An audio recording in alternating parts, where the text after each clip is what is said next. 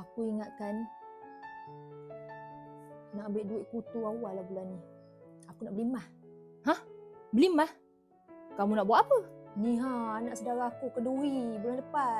Oh, Nak lah. Pergi kamu kenduri nak bagi dia hadiah emas ke? Otak kamu. Bukan aku nak bagi ke dia. Aku ni nak pakai emas. Tengok ni tangan aku ni kosong. Tak ada benda nak tunjuk. Bukan itu hari kamu ada beli emas ke? Dah aku jual. Tu anak aku tu baru masuk sekolah itu. Dah aku beli buku, baju-baju sekolah. Habis ke situ je. Harga barang-barang ni sekolah pun sama dengan harga emas. Barang-barang sekarang ni mahal. Yalah. Barang sekarang ni memang mahal. Apa kata kamu pergi cari laki baru?